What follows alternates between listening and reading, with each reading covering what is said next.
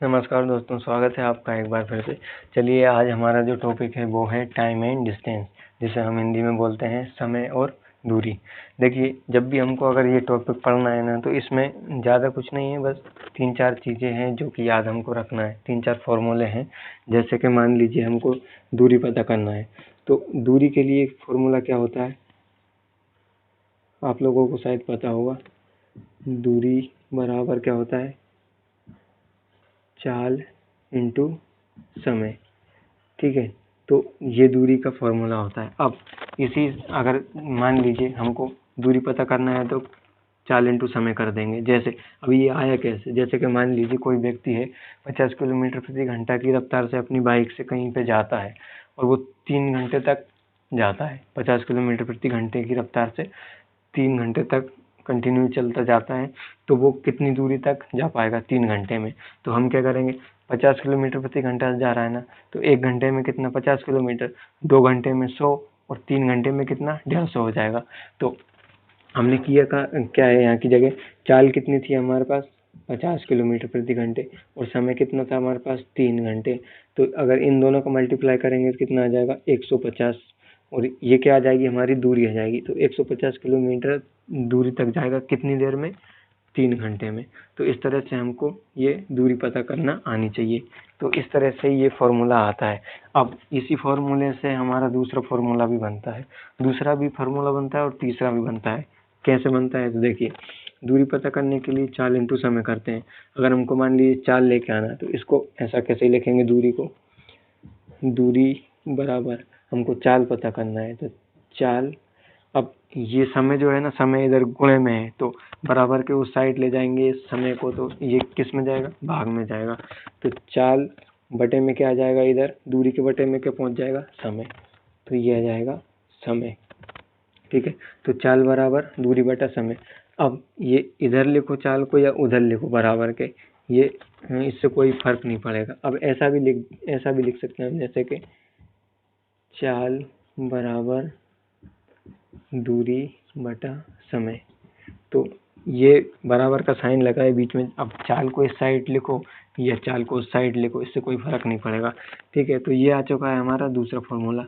ये दूरी का है, ये क्या है, चाल का। अब हमको लेकर आना समय, तो समय भी इसी फॉर्मूले से लेके आएंगे। अब यहाँ की जगह क्या लिखा है हमारा, यहाँ लिखा है हमारा दूरी बराबर हमको लेकर आना समय, तो समय लेके आना है, तो समय निकालने के लिए चाल को उस साइड भेजेंगे, और उस साइड भेजेंगे, यहाँ तो मल्टीप्लाई में गुणे में, तो उस साइड भाग में पहुंचेगा, तो चाल इसके नीचे आ जाएगा बटे में दूरी के। तो यहाँ आ जाएगी क्या, चाल, और यहाँ की जगह हमारा क्या है, समय। तो समय बराबर क्या हो जाएगा हमारे पास, दूरी बटे चाल। अब इसको ऐसे लिख दो, चाहे समय बराबर दूरी बटे चाल। तो ये इससे कोई फर्क नहीं पड़ता, वो तो हमने लिख ही दिया है। हमारी बराबर का साइन लगा हुआ है ना, तो समय बराबर दूरी बटे चाल, चाल बराबर दूरी बटे समय, और दूरी बराबर क्या होगा, चाल इंटू समय। तो ये 3 फॉर्मूले हमको याद रखना है, और यकीन मानिए इन 3 फॉर्मूले ही इस पूरे जो भी चैप्टर है हमारा टाइम एंड डिस्टेंस, बस इन तीनों ही फॉर्मूले की जरूरत पड़ेगी, इसके अलावा किसी फॉर्मूले की जरूरत नहीं पड़ेगी। अब इसके बाद हमारा क्या बचता है, यूनिट, इकाइयाँ। जैसे कि मान लीजिए हमको चाल किलोमीटर प्रति घंटे में दे रखी है, किलोमीटर प्रति घंटे में दे रखी है, ये किलोमीटर प्रति घंटे में दे रखी है। और अगर हमसे कहे कि इसको मीटर प्रति सेकंड में बताओ, तो मीटर प्रति सेकंड में बताने के लिए क्या करेंगे, जब भी हमको किलोमीटर से मीटर प्रति सेकंड में अगर जाना होता है ना, तो हम 5/18 से गुणा करते हैं, 5/18 से गुणा करते हैं। किस में पहुंच जाएंगे हम, मीटर पर सेकंड में पहुंच जाएंगे। कब, जब 5/18 से गुणा करेंगे तब। और अगर यहीं उल्टा रहता, जैसे कि मीटर प्रति सेकंड से, मीटर पर सेकंड से हमको किलोमीटर प्रति घंटे में जाना है, किलोमीटर पर आवर में जाना है, तो हम क्या करते, इसको उल्टा कर देते। यहाँ भी 5/18 लिखा ना, इसको 18/5 कर देंगे। तो यहाँ की जगह क्या हो जाएगा हमारा, 18/5। बस इससे गुणा कर देंगे हम, जो भी स्पीड दे रखी होगी, चाल दे रखी होगी उससे। जैसे कि मान लीजिए 72 किलोमीटर प्रति घंटा की रफ्तार से कोई ट्रेन जाती है तो उसको मीटर प्रति सेकंड में बताना है। अब ये 72 किलोमीटर प्रति घंटे की चाल है, ये किलोमीटर पर आवर, ये चाल है, चाल, ठीक है। तो अब हमको इसमें बताना है मीटर पर सेकंड में बताना है हमको, मीटर पर सेकंड में क्या चाल होगी इसकी। तो कुछ नहीं करेंगे, ये चाल को हमको बदलने के लिए 72 इंटू, अब हमको किलोमीटर में है, ये किलोमीटर में से मीटर प्रति सेकंड में जाने के लिए क्या करते हैं, 5/18 से गुणा करते हैं। तो बस हम यहाँ की जगह क्या करेंगे, 5/18 से क्या कर देंगे, गुणा कर देंगे। तो देखना ये कटेगा 18 से, कितनी बार कटेगा, 18 का 18, 24, 38, 36, 18 का 36, 38, 54, चुक्को 72, 4 बार कट जाएगा। 4 इंटू 5 करेंगे तो कितना आ जाएगा, 20 मीटर पर सेकंड, ये क्या आ जाएगी, चाल आ जाएगी। और अगर किलोमीटर में कहेगा तो कितनी होगी, 72 किलोमीटर। किलोमीटर में अगर मान लीजिए यही चाल है, 20 को अगर किलोमीटर, ये मीटर प्रति सेकंड में है, हमको किलोमीटर में जाना है, तो इसी को उल्टा कर देंगे, बस 18/5 से गुणा कर देंगे। तो 5 से कटेगा, 5 चुक्को 20, 18 इंटू 4 करेंगे तो कितना आएगा, 18 चुक्को 72 किलोमीटर पर आवर, ये आ जाएगी ऐसे चाल। तो अभी हम क्वेश्चंस देखेंगे, अभी तो हम क्या है कि बेसिक बातें कर रहे हैं।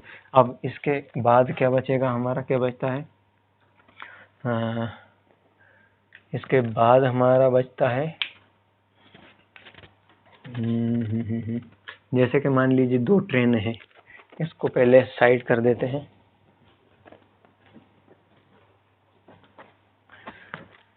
अब मान लीजिए कोई भी 2 व्यक्ति, 2 बस, 2 गाड़ी या 2 ट्रेनें जो भी हैं, अगर वो एक ही दिशा में जाए, अगर वो एक ही दिशा में जाए, ये इस साइड से इस साइड जा रही हैं, यहाँ ट्रेन है मान लीजिए, ये है हमारी क्या, ट्रेन, ये ट्रेन है, और एक ये भी क्या है हमारी, एक ये ट्रेन है। तो दोनों समान दिशा में जा रही हैं। तो समान दिशा में जब भी जाए, समान दिशा में जब भी जाती हैं, तो हम इनकी चाल कैसे निकालेंगे, इन दोनों की चाल का अंतर कर लेंगे। जैसे कि मान लीजिए इसकी चाल है, ऊपर वाले की चाल है 80 किलोमीटर पर आवर, और इसकी है कितनी, 100 किलोमीटर पर आवर। तो हमको इसमें बताना है कि इनकी चाल क्या होगी, हमको या रिलेटिव स्पीड बताना है। तो रिलेटिव स्पीड क्या होगी, रिलेटिव स्पीड इसमें होगी, इन दोनों का अंतर कर लेंगे। जब भी कभी एक ही दिशा में कोई भी या तो व्यक्ति जाए या गाड़ी या कुछ भी या ट्रेन वगैरह कुछ भी जाए, तो हमको इन दोनों की जो चाल होगी ना, बस उसका अंतर कर लेना है। तो अंतर कितना आएगा, अंतर अगर करेंगे तो हम 100 में से माइनस कर लेंगे कितना, 80, तो अंतर कितना आ जाएगा, 20 किलोमीटर इनकी क्या होगी, आवर। 20 किलोमीटर पर आवर क्या होगी, इनकी चाल होगी, कौन सी, रिलेटिव स्पीड होगी इनकी, कितनी, 20 किलोमीटर प्रति घंटा, जिसे हम सापेक्ष चाल भी बोलते हैं हिंदी में, सापेक्ष चाल भी बोलते हैं हिंदी में। अब यही अगर मान लीजिए कि ये एक दूसरे के अपोजिट होती, अब मान लीजिए ये है एक, इधर से मानते हैं, ये है हमारी एक ट्रेन, ठीक है, ये इस साइड जा रही है, और एक ट्रेन जो है हमारी वो इधर से आ रही है, ये एक ट्रेन हमारी इधर से आ रही है।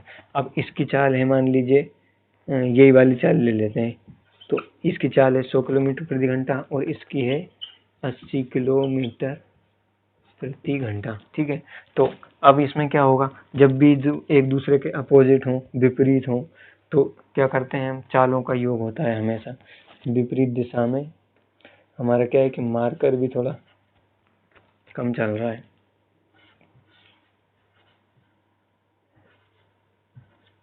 विपरीत दिशा में क्या करते हैं, चालों का योग, चालों का योग, ठीक है। विपरीत दिशा में जब भी हो ट्रेनें या गाड़ी या कोई भी व्यक्ति हो, तो वहाँ हमेशा अगर चाल बताना होता है ना, तो हम उन दोनों का योग कर लेते हैं। तो इन दोनों का जब योग करेंगे तो कितनी चाल आएगी? चाल बराबर आ जाएगी कितनी? चाल बराबर कितना आ जाएगा हमारा? 100 और 80 को जोड़ देंगे तो क्या आ जाएगा हमारा? 180। क्या आएगा ये? किलोमीटर प्रति आवर। तो इनकी जो चाल होगी वो क्या आएगी? यहाँ से अगर जो चाल निकल के आएगी वो आएगी कितनी? 180 किलोमीटर प्रति घंटा। और अगर समान दिशा में होती है तो क्या करते हैं, उन दोनों का अंतर कर लेते हैं और विपरीत दिशा में चालों का योग होता है। तो ये थी हमारी बेसिक बातें। और अब जो भी बातें हैं हमारी बेसिक की, वो हम जब हम प्रश्नों को हल करेंगे, जैसे जैसे आगे बढ़ते रहेंगे वैसे वैसे हम इन बातों पर चर्चा करते रहेंगे। तो चलिए अब हम इनके बाद कुछ प्रश्न देखते हैं, इनको कर देते हैं अभी साइड।